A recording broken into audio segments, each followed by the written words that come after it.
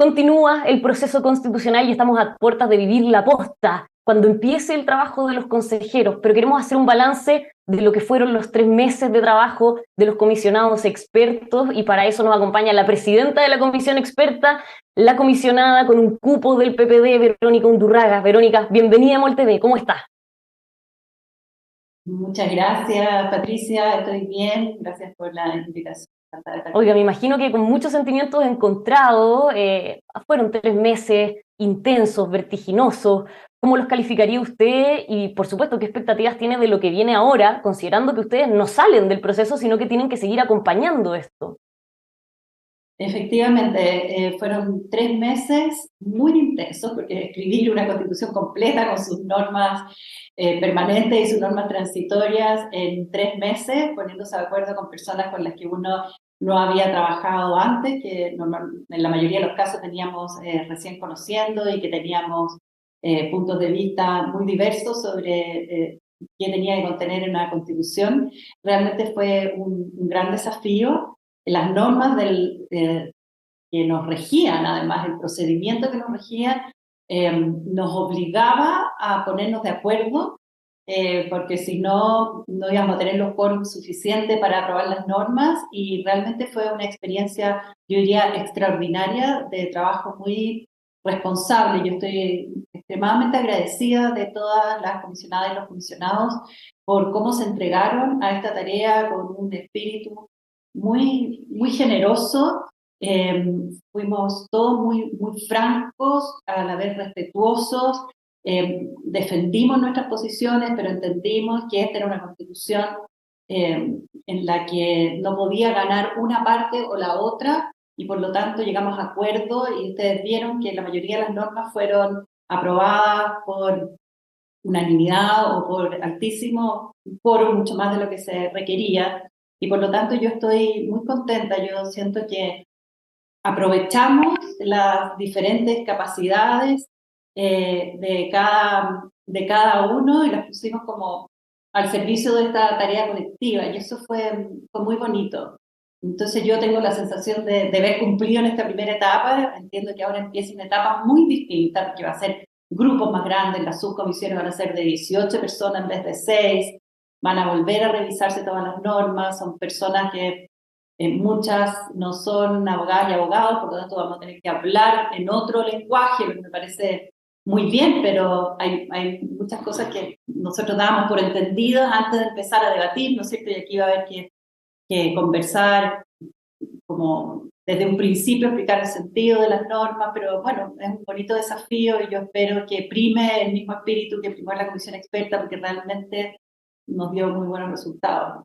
Y en ese sentido, sigue la intensidad del trabajo entonces para adelante. No es que ustedes ahora puedan ir a descansar, Verónica. No, en absoluto. O sea, de hecho empieza toda una etapa en la que nos están pidiendo muchos seminarios, universidades, centros de estudio, distintas agrupaciones de la sociedad civil, que expliquemos el anteproyecto. Y además, dentro del trabajo del Consejo Constitucional, por supuesto, nos corresponde a nosotros también mostrar el trabajo que hemos hecho, aportar a los consejeros y las consejeras para que puedan ellos cumplir su tarea ahora. Entonces, no, va a ser un trabajo completamente intenso. Ayer nos juntamos con todos los comisionados y estamos disponibles para seguir trabajando al mismo ritmo en los próximos meses. Verónica, ¿y qué expectativas tiene del trabajo del Consejo? Se lo pregunto porque usted relevaba todo lo que fue este espíritu conciliador, donde ninguno intentó que sus ideas estuvieran por sobre el resto, sino que aquí todos se dieron. Podríamos decir que ninguno quedó 100% feliz ni 100% enojado con lo que quedó en el anteproyecto, y hay cierta temor o suspicacia de lo que pueda suceder ahora en adelante, considerando en cómo quedó conformado este Consejo Constitucional, donde hay una mayoría evidente del Partido Republicano. ¿Qué expectativas tiene usted de lo que inicia a partir de mañana? Mira, cuando iniciamos el trabajo de la comisión experta también teníamos temores de no poder nunca alcanzar los quórums de 3/5 para aprobar las normas. Y vimos que esos temores, trabajando en forma seria, sabiendo cuál es el propósito, teniendo como nunca perderse respecto del objetivo, permitió superar esos temores y llegar a un resultado que era lo que nos esperaba de nosotros. Entonces yo, claro, es difícil, por supuesto, está esta idea de si hay un grupo que representa una determinada sensibilidad política y tiene estas mayorías tan grandes, siempre existe la tentación, ¿no es cierto?, de que vuelva a ocurrir esta vez desde el otro lado lo que pasó en la Convención Constitucional. Pero yo creo que si hay algo que marcó mucho el trabajo de la Comisión Experta fueron los aprendizajes de los procesos anteriores. Nosotros trabajamos con textos desde la Constitución de 1833 hasta la Constitución actual y con los anteproyectos de Constitución de la presidenta Bachelet. Teníamos a la vista también lo que hizo la Convención Constitucional. Entonces uno va aprendiendo no solo y aprovechando los debates o los aportes que se hizo en participación ciudadana en todos esos procesos anteriores, sino que también de los aciertos y de los errores que hubo en esos procesos anteriores. Entonces yo creo que probablemente las consejeras y los consejeros tienen eso también marcado muy fuertemente, como lo tuvimos nosotros, y esperemos que no que se cuiden y no caigan también digamos, en tentarse en que todas las normas que incluyan o que cambien respondan a los intereses solo de quienes tienen mayoría, porque las mayorías son volátiles, ¿no es cierto? Las mayorías duran un tiempo, son muy cambiantes, y una constitución tiene que estar pensada para el largo plazo, para mayorías que cambian permanentemente. Tiene que estar pensado, es lo que yo digo, exactamente lo contrario de una agenda corta.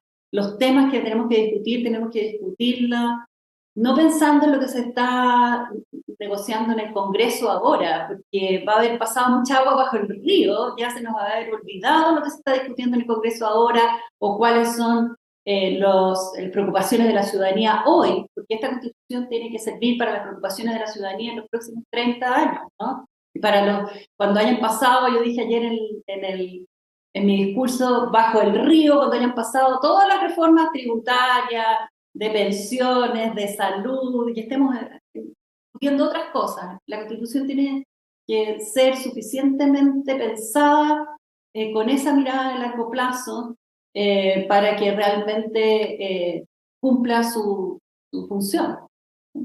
Hablemos del texto, Verónica. ¿Dónde ve usted, así como quedó, que hay espacio de mejoría?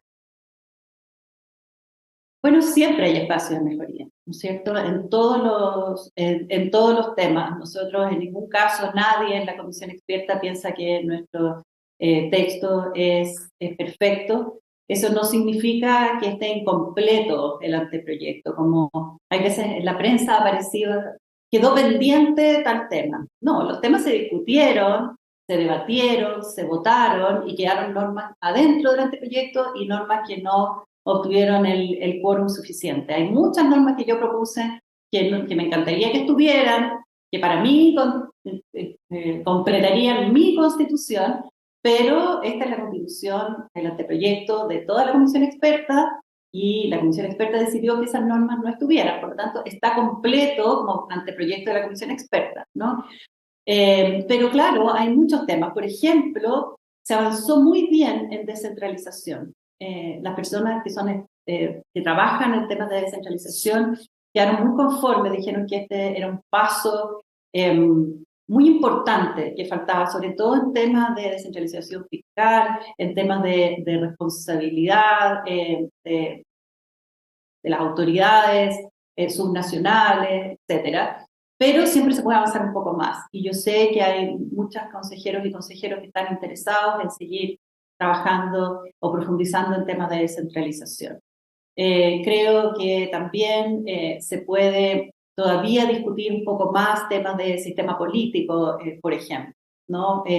Faltó quizás un poco más de tiempo también para debatir temas de mejoría del sistema político. En el sistema político hay muchos mecanismos que tienen que trabajar juntos para lograr el objetivo que queríamos respecto de ese capítulo, que era mejorar la gobernabilidad, la calidad de la política, que los gobiernos de distintos signos que llegaran al poder pudieran llevar adelante sus programas de gobierno, etcétera. Yo creo que todavía ahí se pueden afinar un poco los mecanismos. En Ya, materia se puede afinar, pero al menos con lo que está hasta ahora, Verónica, ¿cree que el texto soluciona la crisis de la política a la que nos enfrentamos hoy día y que ya tenemos prácticamente un sobrediagnóstico al respecto? yo creo que contribuye de todas maneras a mejorarla. Por supuesto que hay normas que a mí me habrían gustado que quedaran, por ejemplo, y que yo creo que habrían contribuido aún más y que no lograron los 3/5. Entonces, yo no sé si estas normas eventualmente se podrán volver a discutir, puedan lograrla o se encuentren otra combinación de mecanismos para mejorarlo, pero yo creo que definitivamente siempre se resalta el umbral, ¿no es cierto?, del 5%, pero el umbral es uno solo de las piezas de este mecanismo. También está el momento en que se hacen las elecciones de diputados en conjunto con la segunda vuelta presidencial, por ejemplo. También está estas normas que ponemos para ordenar un poco la conducta o de los partidos políticos, estas normas antidíscolos, o sea, hay una serie de mecanismos ahí que yo creo que en conjunto van a ayudar, por supuesto, al funcionamiento mejor de la política. Claro, que sacamos de esta situación, la fragmentación política. Otro de los temas que finalmente se relaciona igual con la contingencia, Verónica, es todo el debate que se ha dado en torno al Poder Judicial. Por ejemplo, estos días vemos lo que ha sucedido con la ministra vocera de la Corte Suprema, Ángela Vivanco, a raíz de lo del fallo de las ISAPRE. Con esto como antecedente, además de lo que se ha discutido en la comisión experta, ¿cree que se puede abrir un debate en el Consejo sobre los límites y atribuciones del Poder Judicial? Bueno, yo creo que es muy sano que se den debates en el Consejo. Lo que a mí me preocuparía es que los debates se den solo a partir de la contingencia y las normas que se propongan respondan a una contingencia específica, por lo que dije antes.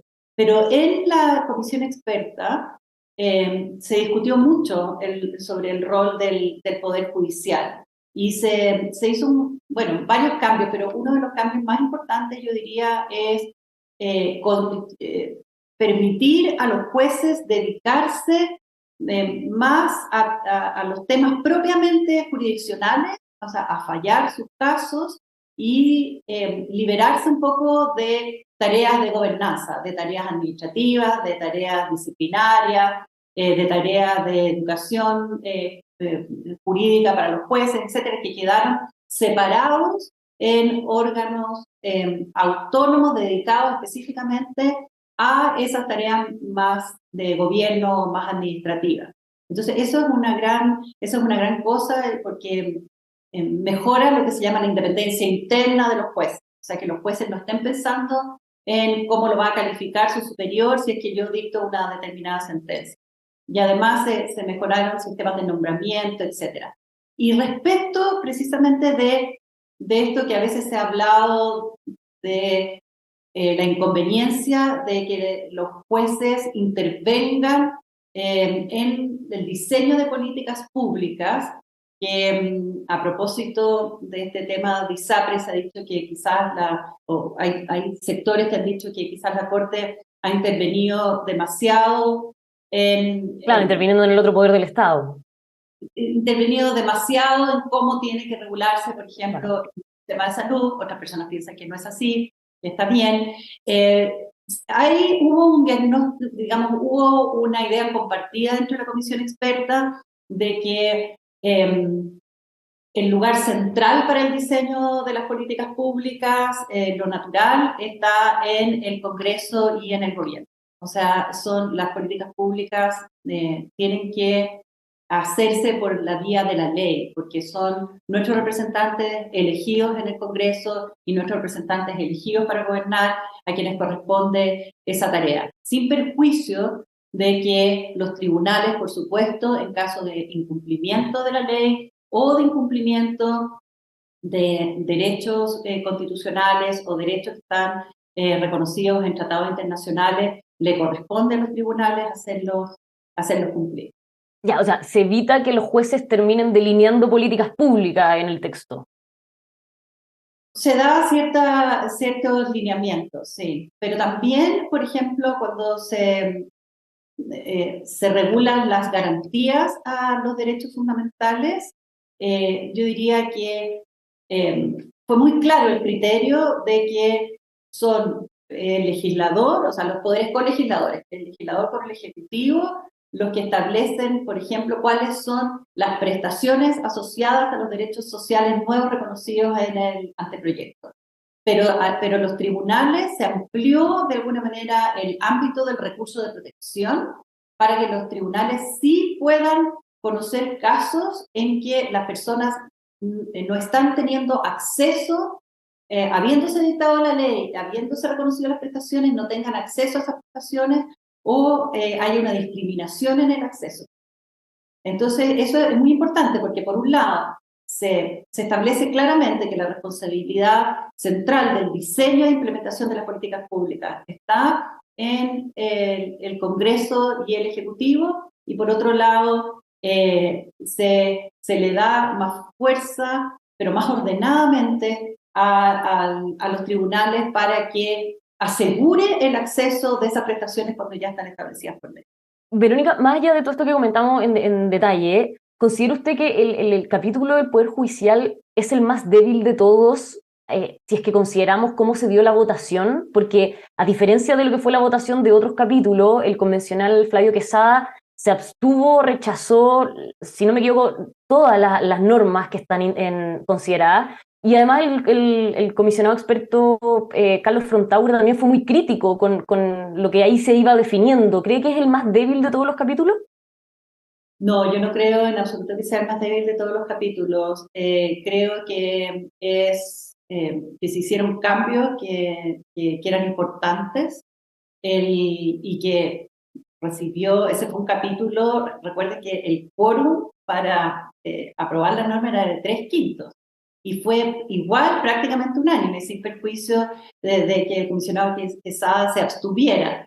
Y él se abstuvo porque el comisionado Quesada es un académico muy estricto. Entonces, él consideraba que había normas que sin perjuicio del objetivo que él compartía, podrían haber sido diseñadas en mejor forma, o sea, tenía unas críticas bien académicas, y yo creo que está muy bien, digamos, y es bueno que tengamos esta segunda parte del proceso constituyente para que él pueda exponer esas críticas, para que podamos mejorar el anteproyecto, pero en ningún caso yo lo calificaría como débil. Y además recordemos que en el fondo, digamos, hay muchas normas distintas en el Poder Judicial. El comisionado Quesada se abstuvo como para hacer un gesto de decir esto hay que volver a discutirlo, pero eso no significa que él estaba en contra de todas las normas que están en el Marcó el punto. capítulo. Verónica, con las cosas como están, teniendo el anteproyecto ya listo para además ser presentado y entregado a los consejeros, ¿considera que este anteproyecto es mejor que la Constitución vigente? Yo creo que sí, y cuando contesto que sí, no estoy hablando solo desde mi punto de vista. Yo creo que ese sí es un juicio compartido por todos las y los comisionados. Es una constitución que, como hemos dicho,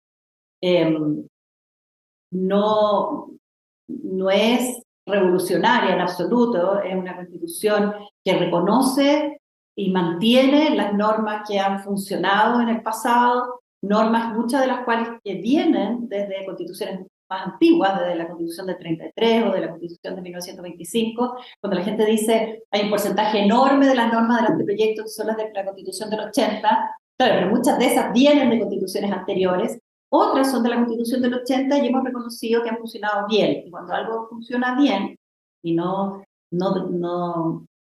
provoca divisiones, sino que al contrario ayuda al funcionamiento del Estado de Derecho, bueno, por supuesto lo mantenemos. Pero también es una constitución de futuro, es una constitución que innova, es una constitución que por primera vez reconoce a los pueblos indígenas, que tiene que tiene un capítulo completo sobre protección del medio ambiente, que eso no lo teníamos y que incluye los más importantes principios que permiten después realmente tener una legislación de avanzada en materia de medio ambiente, como la que hemos estado tratando de tener en los últimos tiempos, ¿no es cierto? También es una constitución que innova en materia de descentralización, que es una demanda muy, eh, muy Sentida. sentida, ¿no es cierto?, por gran parte de la población que no vive en las grandes ciudades. Es una constitución que establece por primera vez el derecho a la vivienda, el derecho al agua y al saneamiento, que tiene derechos mucho más robustos en materia laboral, en materia de salud, en materia de educación. Es más moderna en su garantía de protección de derechos, diría yo. Entonces, yo creo que es una... Y además, recogimos eh, el conocimiento de la comunidad académica en general en distintos aspectos. Por ejemplo, yo no soy experta en estados de excepción constitucional, por ejemplo. Claro, lo puedo enseñar, los entiendo, pero no soy una persona experta en eso. O en protección de datos personales, por ejemplo. Pero trajimos todo el conocimiento de las personas que dedican su vida académica a eso y que conocen toda la jurisprudencia y los problemas que han habido en la implementación de las normas anteriores. Entonces, solucionamos, yo diría, y actualizamos las normas recogiendo la experiencia anterior para mejorarlas. Entonces, yo diría que... Hubo mucha más gente detrás que solo los 24 expertos. Verónica, se nos acaba el tiempo y no puedo dejar de preguntarle por la ceremonia de mañana. ¿Qué está contemplado? ¿Irá el presidente Gabriel Boric? ¿Quiénes más están invitados, Verónica? Efectivamente, el presidente Gabriel Boric confirmó su asistencia. También van a estar los presidentes del Senado y de la Cámara de Diputados y el presidente de la Corte Suprema, que entiendo que fue invitado, no sé si todavía ya confirmó o no. Van a estar todos los nuevos consejeros y consejeras que van a aceptar el cargo. Y vamos a estar los miembros de la comisión experta y me corresponde a mí y al vicepresidente como parte de la mesa de la comisión experta entregar formalmente el anteproyecto a la nueva mesa, a la directiva que se va a elegir del Consejo Constitucional y explicar, vamos a hacer un informe en que se explica un resumen de sus contenidos. Básicamente en eso consiste la ceremonia de mañana. En lo formal, algún canto, el himno, ¿qué más? ¿Algún detalle de eso? Se va a iniciar con el himno nacional. Eso es lo que yo sé, se inicia con el himno nacional, después acepta el cargo el consejero electo de mayor edad, que en este caso es Miguel Litín, como fue un poco cuando se instaló la comisión experta, que el consejero electo de mayores, o sea, el comisionado de mayor edad era don Hernán Larraín. Y esta persona, entonces, pide la aceptación del cargo a los demás consejeros. Vamos a estar atentos a esa ceremonia mañana, transmitiéndola por acá en EMOL TV. Verónica, muchísimas gracias por habernos acompañado. Ánimo en lo que se viene y felicitaciones por el trabajo logrado. Muchas gracias, Patricia. Que esté muy bien. A todos ustedes los dejamos más que invitados a que sigan con nosotros aquí en emol.com.